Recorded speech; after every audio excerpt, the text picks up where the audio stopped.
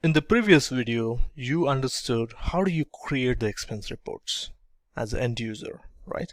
Now, as a consultant, let us review what is that configuration that you must be aware of. To get started with the configuration, the first thing that you'll have to configure is the payment methods. Let us go and review the payment methods. I go to the expense management module, and when you see the setup, you will have the payment methods here. Okay, so I have the cash and credit card as my payment methods. So typically these are the two that will be used by many organizations, right? So as I was mentioning, if the expense has to be paid by credit card and organization is responsible to pay to the credit card company and not to the employee, then you can create one payment method with the credit card, and the expense owner is going to be company. Okay, and offset account type is going to be vendor. So when you say vendor, that is where you specify what is the vendor account. Okay, so because of this setup that is available in the system, in the previous video when we posted the expense report, so system created a vendor transaction for this particular vendor. Okay, so that is about the credit card, and there can be some expenses where you would need to pay to the employee. So that is where you have this worker option. So you will have to pay to the worker and not to any vendor. So in such case, you will set this up as worker. Okay, so these are the payment methods that should be available in the system. And once after you create the payment methods, the next one is going to be expense categories. So you looked at the expense categories, right? So when you're creating the expense report, you will be able to select what category this expense is for.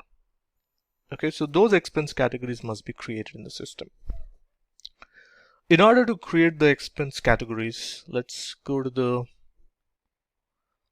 setup, and firstly you will have to create them under shared categories, because you have a shared form where you will have to firstly create the categories and then you will be able to use them as part of your expense categories. So I'll just create one for you. The new expense that I would like to create is cab expenses. So this is nothing but the car rental expenses. So in India, usually we call that as cab expenses. So let's create that as cab expense, and can be used in expense? Yes. So when you say it is for expense categories, then yeah, you will have to enable this and you will have to choose this expense type here. So all your expenses will be part of one of these expense types. Okay, so if you want anything addition, then you will have to reach out to the developer to get them created. But in most cases, these would be sufficient for handling your expenses. So this represents the car rental. So I saved it. Okay, done. Now, what do we do is, after you create this, you have to go to your expense categories and try to create the new category. Then you'll have to take the category that you created. Okay, so when you create the cab expense here, so that is the time system will ask you for the payment method. So how do you like to pay this expense? So is it through the credit card or is it through the cash? So let us say it is by credit card and save this. Okay, this is how you will create the new expense categories. Now let's examine the other expense categories that are available, so to understand some more settings at the expense category level. So you will have to mention the default payment method as we discussed about, and then the important thing is going to be this main account. So this is your expense account. So you will have your car rental expense account created and you will tag it to your expense category. So whenever the payment is made, this expense account will get debited. So that is the important thing here. And if you want to allow any additional payment methods, you'll be able to add them here. So that is fine for now. Save this and done. Okay, so that is how you create the expense categories.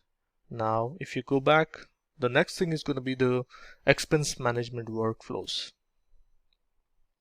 So by this time, I'm sure that you are already familiar with the workflows because that has been discussed in the previous part of this series. So even expense management module has its own workflows available under this general tab. So if you open the expense management workflows, you have some of the workflows here.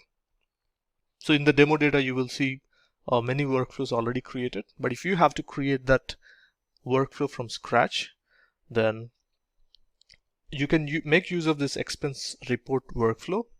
So this is for the expense reports, and you can make use of this expense line item. This is for the requirements where if the individual lines in the expense report needs to be approved by the approver. Okay, then you will have to go for the line level approval using this. And if it is for the travel requisitions, you can take this, and if it is for cash advances, you can take this one. Okay, and then you have another one that is for expense report auto posting. If you remember something, after the expense report is approved, the only activity that we did is to go and post it. So instead of manually somebody going and posting it, why don't we even automate it? So that is where this expense report auto posting workflow will be used for. Okay, so that is about the workflows. I'm not getting into the details of how do you configure the workflows because that is something that you already know. The next one is per diem configuration. So I'm sure that you are aware of the per diems, but if in case you're not aware of it, so if the organization is giving the per day allowances, which is typically called as per diems, you can configure the per diems in the system. Okay, so let's now get into the system to see the per diem configurations and how does that really work. So I go to the configuration, and somewhere you should see the per diems. Yeah, so to configure the per diems, you have to configure this per diem location, create new, and this per diem applies to which country, if in case there is a multi-country organization. So right now, yeah, let's put it only for USA. Okay, and if that is specific to a specific state, then you can choose the state. And I just call this as all locations in USA. So basically we are defining the per diem conditions for all locations in USA. Okay, so instead of defining the per diem for different state, what we are saying is any location within the US, this is the fixed per diem. Okay, that is what we're doing in the system now.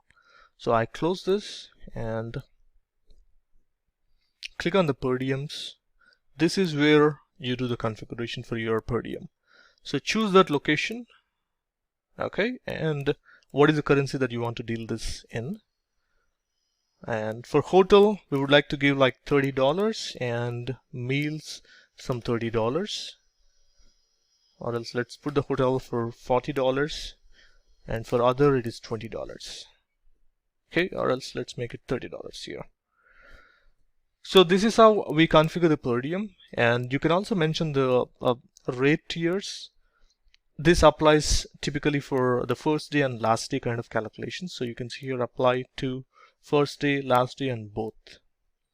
So in some cases where the employee is checking into the hotel on the first day after 12 or something, whether he's allowed to get the per diem or not, and what is the percentage of per diem that he's eligible to get.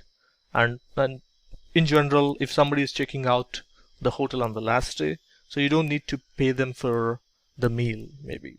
So those are the setups that you can do with the per diem tiers here. So let's not complicate things. Let's go with a simple example. Now we go to the expense categories to create a per diem category. So I go to the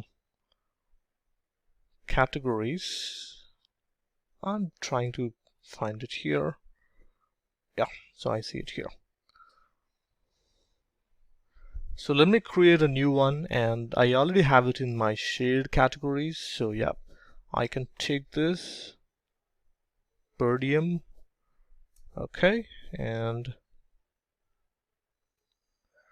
it is paid through the credit card as well.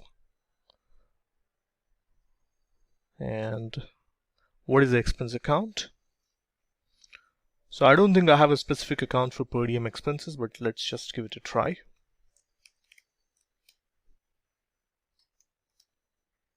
Yeah, we have it fortunately, so that is done. I saved it. Now, so what do we do is let us create a new expense report with the per diem option. So I go ahead, and this is the transaction date, and this is the category. So the moment that I selected it to be a per diem, so system is asking me for the from date and to date. Okay, so let us assume that this is a per diem that I'm claiming for the completed week. Okay, and the per diem location is this, and try saving this. Okay, so when it comes to per diems, what happens is when you enter the start date and end date, then automatically system will give you what is the amount that you are eligible to receive as per diem. Okay, and then you can go ahead and submit your expense report. So that is how you do the per diem configurations, and with that we are done with some other basic setups for expense management, and we will continue with some more components of expense management in the next video. Thank you.